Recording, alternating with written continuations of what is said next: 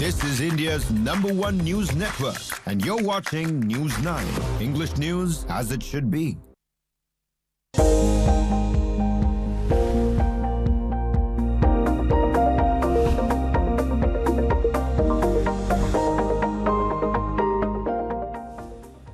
Hello everyone, you're watching Morning Brief at 9 with me, Sakshi Singh Litoria here on News9. Let's take a look at the top headlines of the hour. Indian economy expected to grow 7.4% in 2025 to 26, surpassing RBI and government projections despite US tariffs and global tensions.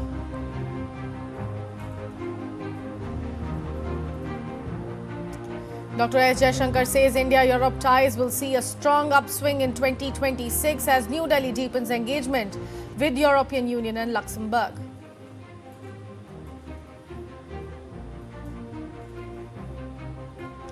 Commerce and Industry Minister Piyush Goyal invites Liechtenstein companies to invest in India and leverage India-EFTA trade pact to expand operations.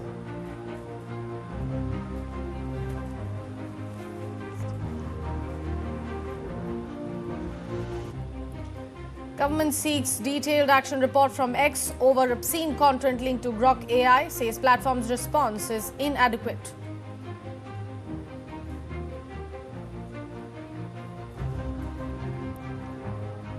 Competition Commission seeks detail from IndiGo and DGCA to assess fair practices after mass flight cancellations.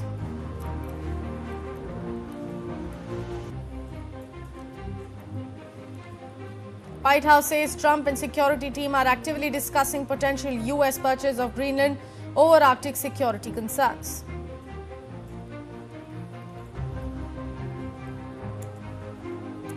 US Secretary of State Marco Rubio to meet with Denmark next week as Trump renews push for control of Greenland.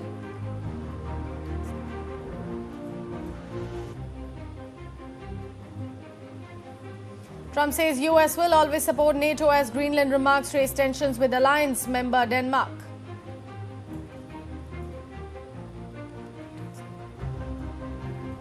Heavy snowfall blankets Paris, turning the city white on the third day of a rare cold spell and causing widespread travel disruption.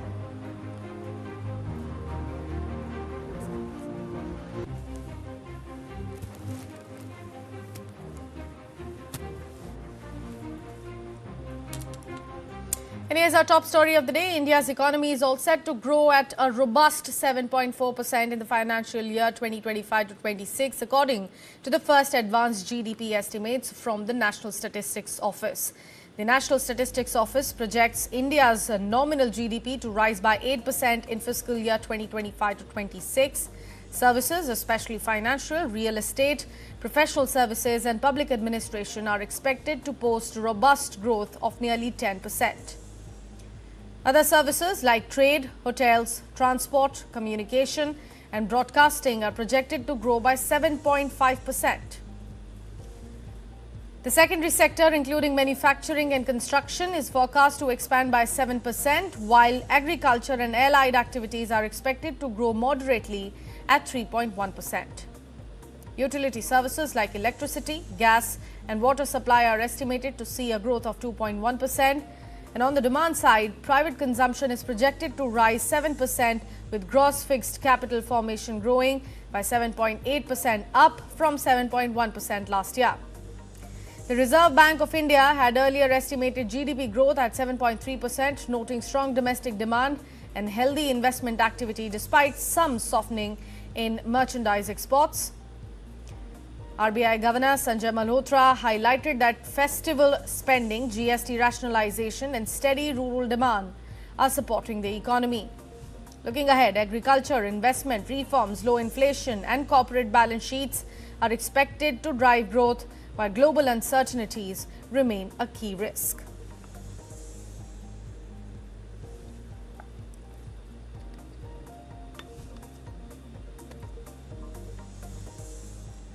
Prime Minister Narendra Modi said India's reform express is gathering speed, driven by the NDA government's investment push and demand-led policies, as the economy is projected to grow at a robust 7.4% in the next fiscal year. In a post made on social media platform X, the Prime Minister said the momentum reflects sustained reforms across key sectors, from infrastructure and manufacturing incentives to digital public goods and ease of doing business. The Prime Minister said these reforms are aimed at realizing the goal of the prosperous India, underlining confidence in the economy's growth trajectory even amid global uncertainties.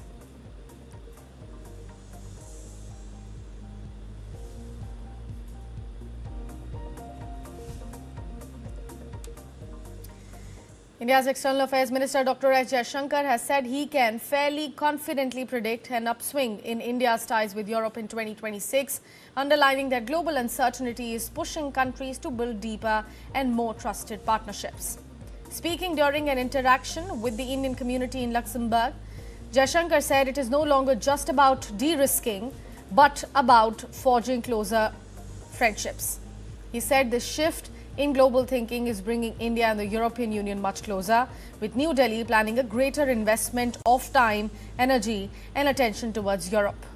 The minister highlighted Luxembourg's importance, saying the country can play a significant role in strengthening India-European Union ties, including influencing collective decision-making in Brussels. He also said India and the European Union are at an advanced stage of negotiating a free trade agreement, though such deals take time due to complex issues like standards, regulations and market access. Dr. S. Jaishankar, who is on a 6-day visit to France and Luxembourg, met Luxembourg's Prime Minister, Foreign Minister and the Grand Duke, calling the engagements highly productive. He also praised the Indian diaspora for its role in deepening bilateral ties and said India's growing strengths in digital infrastructure and space are drawing strong European interest. Predictability in the world. Every country, every region is reassessing its interests, reassessing its calculations and trying to see, okay, what is it we can do. In one way, how do we de-risk ourselves from the problems and challenges and the risks that are there, the unpredictability that there is there. On the other hand, say that, okay, it's not enough to de-risk, maybe we should be building closer friendships and deeper partnerships. So are there particular countries, particular relationships that we can trust more than others? And I think that common sense is today bringing India and the European Union much closer. So I can fairly confidently predict that 2026 will see upswing in ties with Europe. You will see, certainly I can speak for the Indian end of that, you will see a much greater investment of time and energy and attention on our part where Europe is concerned. It's also natural on such occasions that when ministers meet, you ask, okay, so what's happening at your end? And of course, in case of Minister Betel, because he's been Prime Minister earlier, he's been to India. In fact, he was there last year in March. We meet from time to time. He's kept up with the changes. I think the Prime Minister was interested. It's been some years since he's been to India. And I found His Royal Highness also clearly following a lot of things which were happening in India in quite a bit of... Commerce and Industry Minister Piyush Goyal on Wednesday invited companies from Liechtenstein to invest in India and tap into the India-EFTA free trade agreement to expand their global footprint. India and the four-nation European Free Trade Association comprising Iceland, Liechtenstein, Norway and Switzerland implemented the trade pact last year. Under the agreement, India has secured an investment commitment of $100 billion over the next 15 years. During his official visit to Liechtenstein, Goyal highlighted India's scale and reform momentum, pointing to a rapidly expanding consumer market, a deepening industrial base, and a strong push on ease of doing business, digitization, and infrastructure-led growth. He urged Liechtenstein companies to use the pact as a platform to build manufacturing and innovation partnerships in India and participate in opportunities across sectors. Both the sides also discussed the challenging global business environment with supply chains facing disruptions and volatility. The Commerce Ministry said India's manufacturing depth and talent can complement Liechtenstein's specialized industrial capabilities, innovation and financial expertise, helping both the sides create resilient value chains and a reliable investment bridge in an increasingly uncertain world.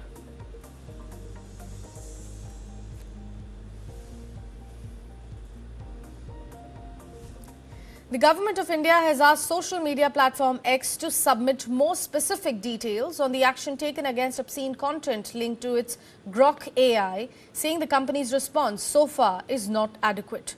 According to reports, X has submitted a long and detailed reply claiming it respects Indian laws and follows strict content takedown policies. However, the response is said to have missed the key information, including exact takedown details, action taken against offending content and users, and concrete steps to prevent such violations in the future. The IT Ministry has now sought further clarification, asking X to immediately respond with specific information and removals and also preventive safeguards. There is no public statement coming in from X on the submissive made to the government. X had been given extended time to submit an action taken report after the ministry warned it over the misuse of AI tools like Grok to generate vulgar, obscene, unlawful content, particularly targeting the women. The government has made it very clear that compliance with Indian law is mandatory and that failure to act after notification could result in the loss of safe harbor protections under the IT Act, exposing the platform to legal action.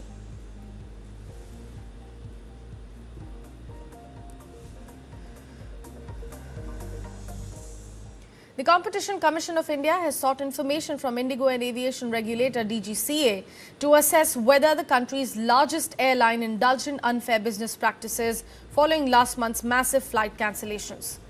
IndiGo, which commands over 63% of India's domestic aviation market, faced severe operational disruptions in early December, leading to thousands of flights cancellations before services stabilized. In response, the DGCA cut IndiGo's winter schedule by 10%. And its probe into the disruptions has since been completed.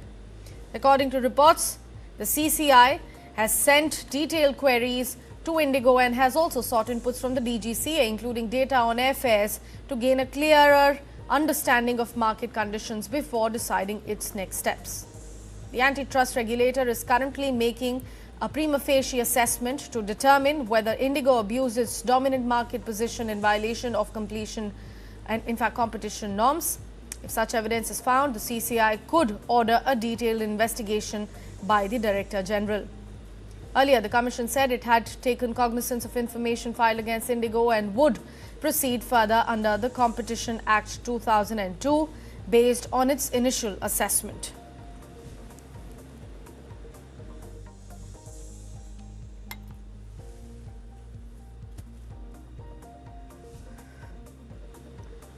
With that, we are slipping into a very short commercial break. Do stay with us. We'll come right back.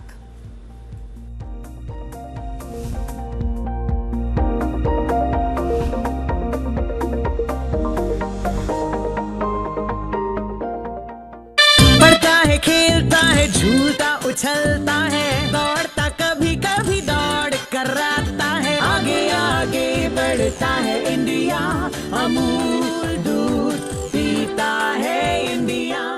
2026, take notes. Manifesting. For my little Miss Sunshine, tickles and giggles. Also wanna be a biker chick this time. And dear 2026, only love for my people and myself. To manifest my best life, nature's cosmic energy. Now mine, natural diamond intention pendants.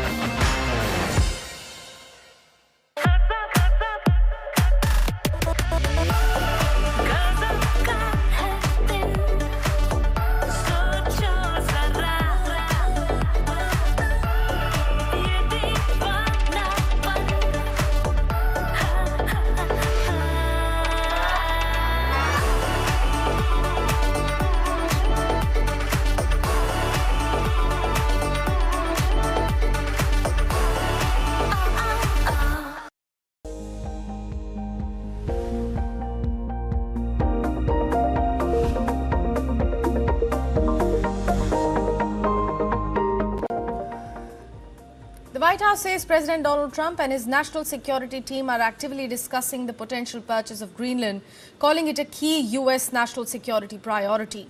Press Secretary Caroline Leavitt said Donald Trump believes acquiring Greenland is necessary to deter adversaries in the Arctic region. Let's listen in. Why is the administration not taking Denmark's offer to discuss the situation in Greenland? And I'll be meeting with them next week. But will you take military intervention off the table? I'm not here to talk about Denmark or military intervention. I'll be meeting with them next week. We'll have those conversations with them then. Is the administration really willing to risk the NATO alliance by potentially moving ahead? Guys, military outlook? what I think the White House...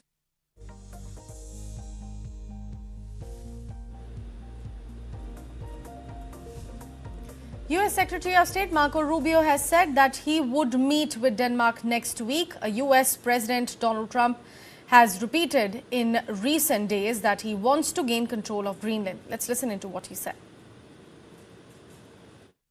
Why is the administration not taking Denmark's offer to discuss the situation in Greenland?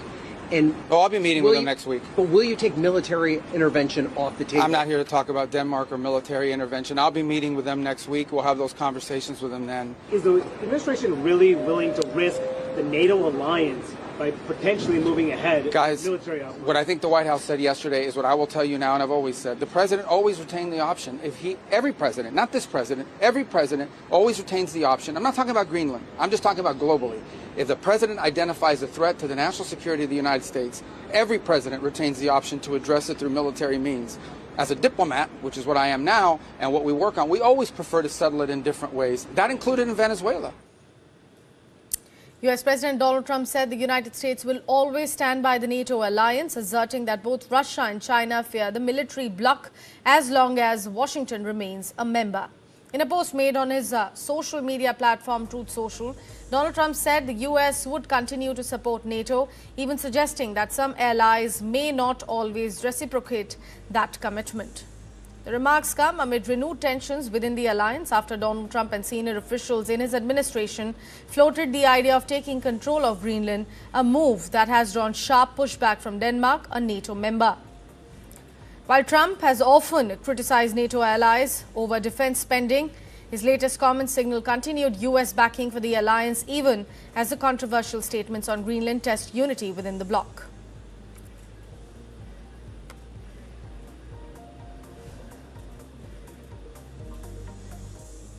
The United States has laid out a three-step plan for Venezuela, starting with stabilizing the country after U.S. forces seized President Nicolas Maduro, followed by overseeing its economic recovery and culminating in a political transition. Secretary of State Marco Rubio said that after briefing U.S. senators. Now, Rubio stressed the aim is to prevent Venezuela from descending into chaos as Washington implements its strategy.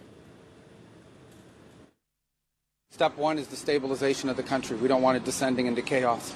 Part of that stabilization, and the reason why we understand and believe that we have the strongest leverage possible, is our quarantine. As you've seen today, 2 more ships were seized. We are in the midst right now and in fact about to execute on a deal to take all the oil. They have oil that is stuck in Venezuela. They can't move it because of our quarantine and because it's sanctioned. We are going to take between 30 and 50 million barrels of oil. We're going to sell it in the marketplace at market rates, not at the discounts Venezuela was getting. That money will then be handled in such a way that we will control how it is dispersed in a way that benefits the Venezuelan people, not corruption, not the regime. So we have a lot of leverage to move on the stabilization front. The second phase will be a phase that we call recovery, and that is ensuring that American, Western, and other companies have access to the Venezuelan market in a way that's fair. Also, at the same time, begin to create the process of reconciliation nationally within Venezuela so that the opposition forces can be amnestied and released and from prisons or brought back to the country and begin to rebuild civil society. And then the third phase, of course, will be one of transition. China strongly condemned the United States for redirecting Venezuelan oil exports to Washington that were previously destined for Beijing after the U.S. unveiled a plan to refine and sell up to 50 million barrels of Venezuelan crude. Chinese Foreign Ministry spokesperson Mao Ning said Beijing views this move as a violation of Venezuela's sovereignty and international law, and also stressed that the legitimate rights and interests of China and other countries in Venezuela must be protected. Mao added that cooperation between China and Venezuela is based on sovereign equality and should be respected under international law. The United States has brazenly resorted to the use of force against Venezuela and demanded that America First be applied when Venezuela disposes of its own oil resources. This is a typical act of bullying, a serious violation of international law, and a grave infringement on Venezuela's sovereignty that also severely undermines the rights of Venezuelan people. China strongly condemns this. I would like to stress that the legitimate rights and interests of China and other countries in Venezuela must be protected. The United States has long imposed illegal unilateral sanctions on Venezuela's oil sector and has recently brazenly used force against Venezuela, dealing a severe blow to the country's economic and social order and also threatening the stability of global production and supply chains. China has already issued strong condemnation in this regard. I would like to reiterate that cooperation between China and Venezuela is a cooperation between sovereign states and is protected by international law and laws of both countries. Time to take a quick commercial break. Do stay with us. We'll come right back.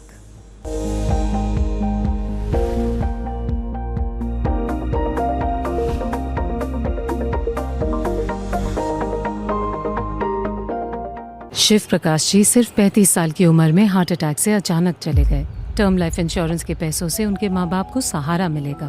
Policy बाजार ने claim के वक्त family का पूरा साथ दिया। Policy बाजार पे 1 करोड़ का टर्म लाइफ इंश्योरेंस सिर्फ 400 रुपए महीने से शुरू। पढ़ता है, खेलता है, झूलता उछलता है, दौड़ता कभी कभी दौड़ कराता है, आगे आगे बढ़ता है इंडिया, अमूल दूध पीता है India.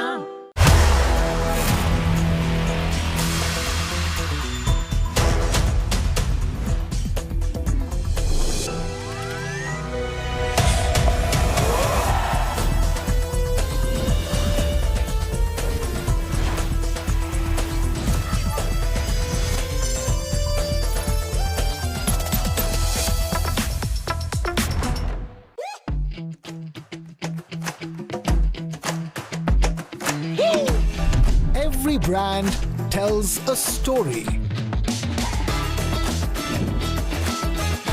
And they are the storytellers. The Sutradhars.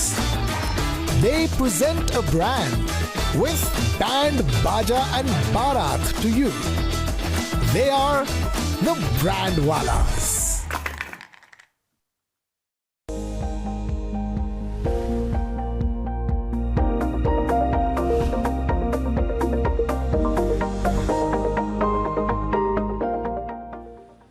Welcome back and thanks for staying with us. Well, US stocks ended mostly lower on Wednesday with the Dow falling nearly 1% and the S&P 500 slipping about 1/3%, dragged down by losses in financial stocks like JP Morgan and Blackstone.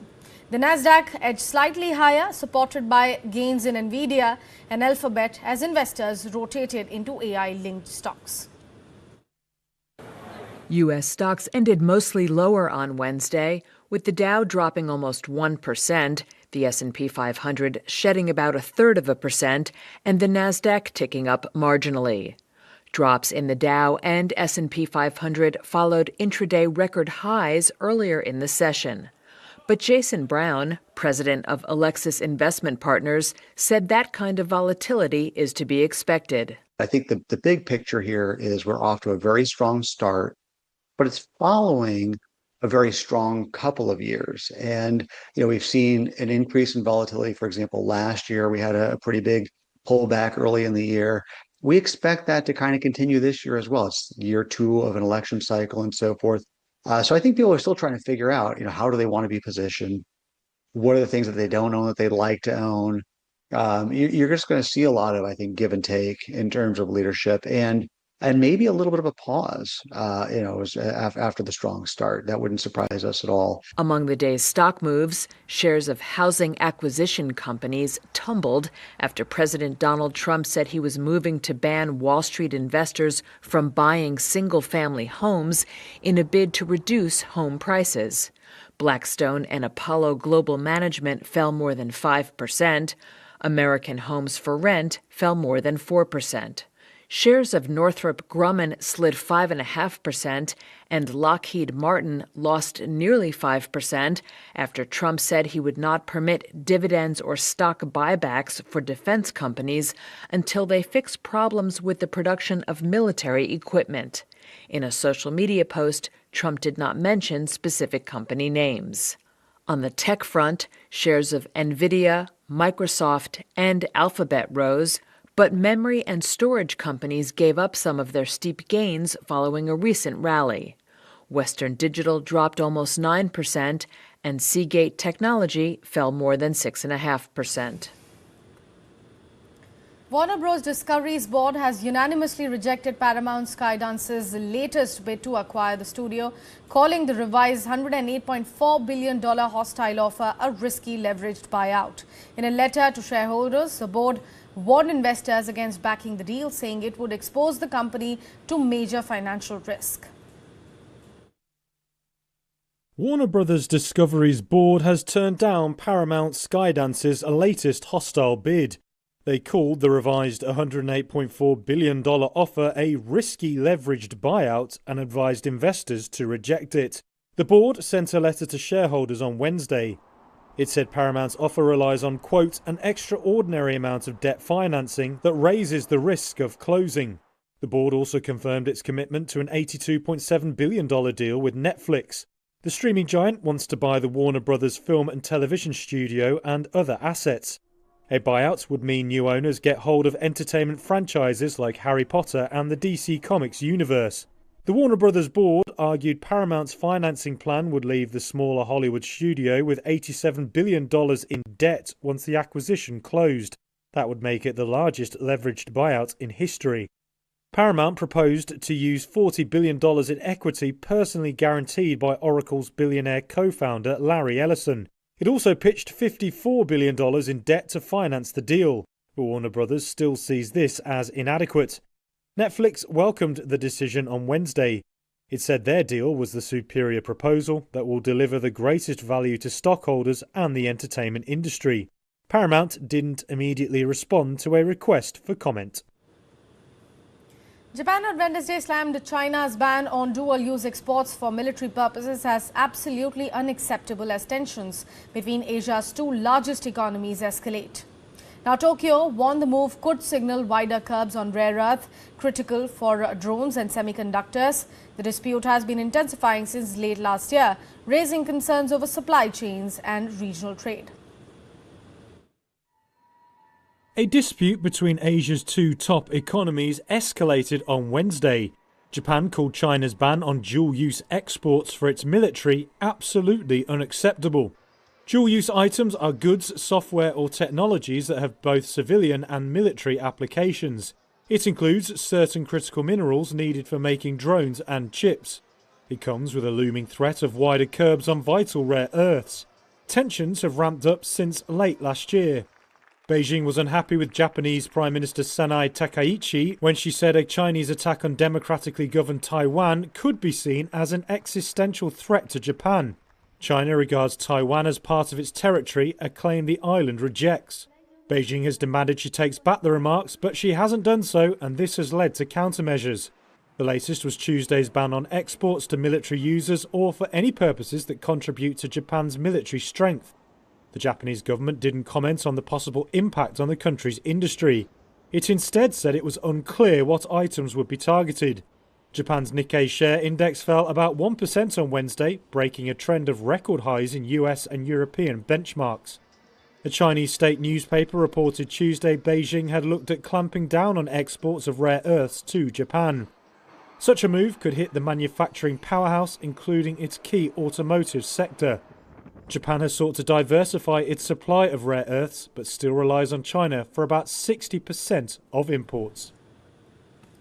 Brazil's Supreme Court allowed former President Jair Bolsonaro to be taken from prison to a hospital for medical test after he fell and hit his head, reversing a decision made a day earlier. Bolsonaro is currently serving a 27-year sentence for plotting a coup following his defeat in the 2022's elections. Take a look. Brazil Supreme Court Justice has authorized former President Jair Bolsonaro to leave prison and be taken to hospital for tests after he fell and hit his head. He's serving a 27-year sentence for plotting a coup after losing the 2022 presidential election. His wife, Michelle Bolsonaro, said in an Instagram post on Tuesday that he had a fit while he was sleeping and fell and hit his head on furniture.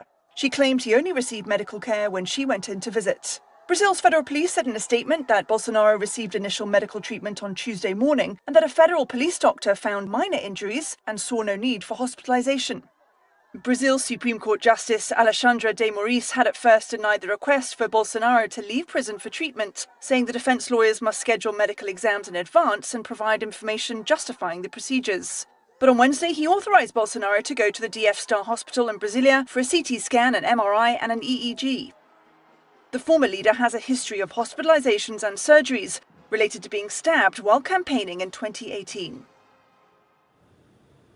That's all we have to pack it up on the show as of now. Do stay tuned to News9. Big news and developments will be followed up here on the other side.